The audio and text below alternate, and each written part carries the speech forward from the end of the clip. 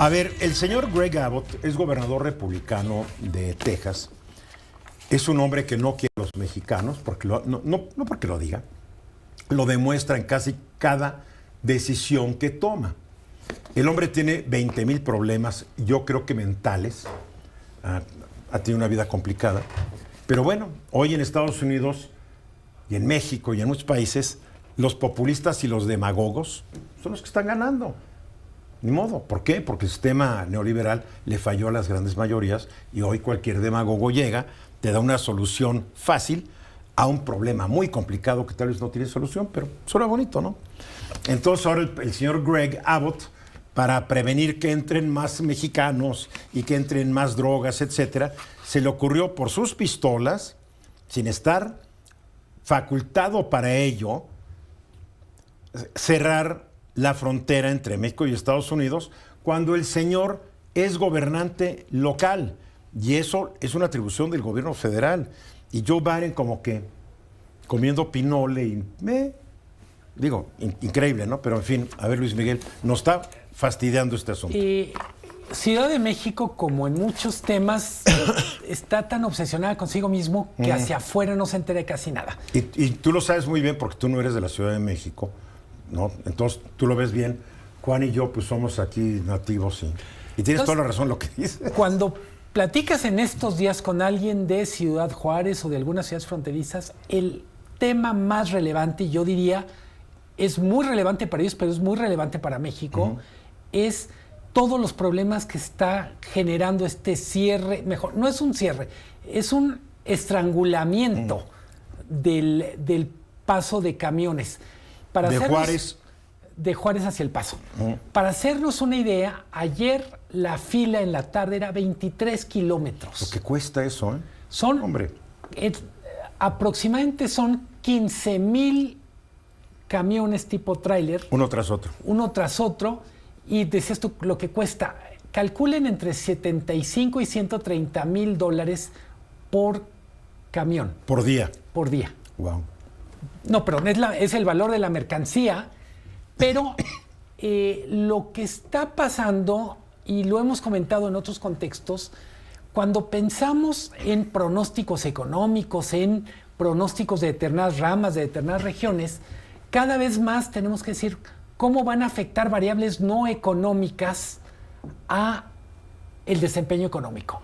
Evidentemente le pega a las fábricas. En algunos casos las fábricas ya de plano están haciendo paros técnicos porque dicen, ¿qué caso tiene estar produciendo? Para que no lo pueda embarcar, claro. Si hablamos de productos perecederos, ahí sí, hombre, el riesgo de pérdida es enorme. Y por supuesto, lo que es impresionante es algo que está absolutamente fuera de nuestro control. Decías tú, Greg Abbott no tiene facultades. Se agarró de un tema que dice, a ver, yo no estoy interviniendo la frontera. Es justo después de la frontera. Sí, 1 centímetro después. Yo uso mis facultades como gobernador porque mi obligación es proteger a los tejanos de todo lo que podría venir malo de México. Migrantes. Y drogas. Ahí está la bronca. Es una crisis que empezó el 18 de septiembre. Cuando digo, en esta hermosa ciudad, tardamos mucho en que nos lleguen las noticias de afuera, pero estamos hablando de una crisis que ya lleva más de 2 semanas y que no tiene para cuándo resolverse. No es un asunto binacional en el sentido de que no es que el gobierno de López Obrador, Cancillería o Secretaría de Economía diga, sí, mañana cambiamos esto.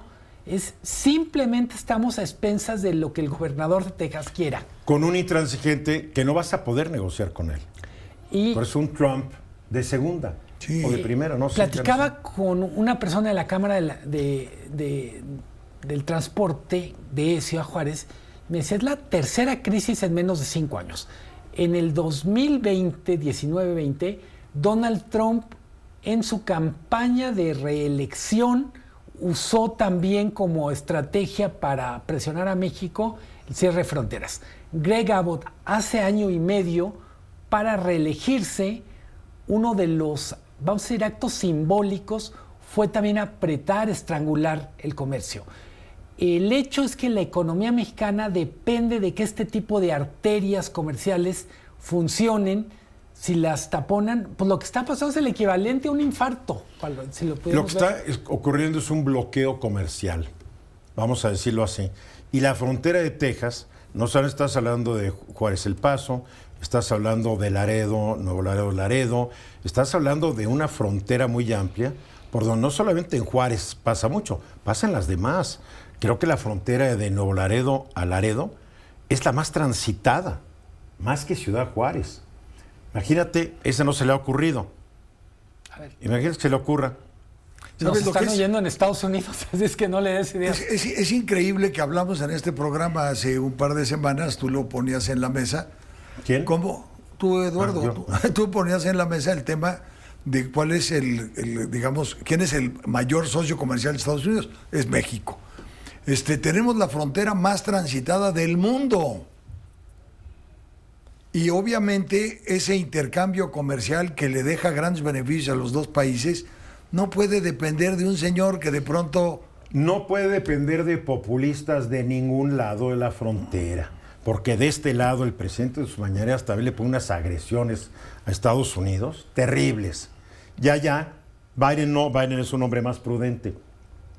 Pero republicanos que están buscando la candidatura presidencial, que no van a conseguirla porque ya lo tienen en la bolsa Donald Trump. Y los gobernadores fronterizos republicanos, ahorita es el de Texas. ¿Se acuerdan cuando había una republicana en Arizona? Sí, Así ¿no? traía la frontera. O sea, los republicanos no quieren a México por razones políticas, porque con tal de avanzar y conseguir votos, a México lo van a satanizar. Igual que aquí, para ganar popularidad, satanizas a los gringos, bueno. Y los que pagan son los obreros, los trabajadores, los campesinos, los empresarios y todos los que dependen, en gran medida, de las exportaciones a ese país.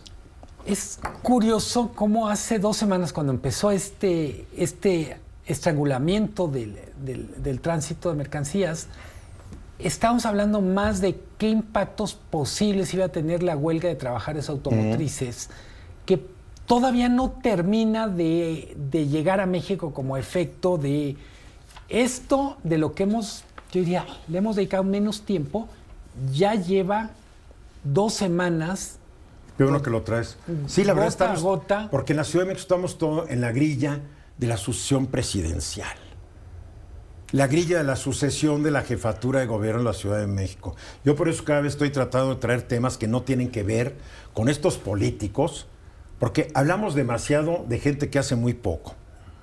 Entonces hay que empezar a hablar de temas que son más trascendentes y que supuesto. afectan nuestra realidad, nuestra existencia y nuestros bolsillos.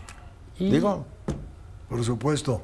Y hay mucho país fuera de Ciudad de México no, pues, ahí está con muchas historias que contar. Tienes ¿no? toda la razón y lo vamos a hacer cada vez más seguido. Es más, después del comercial vamos a estar hablando con el presidente municipal de un municipio veracruzano que está diseñando y poniendo a efecto un plan de recolección de basura que brincos diéramos por tener en alguna alcaldía de la famosa Ciudad de México. Regresamos.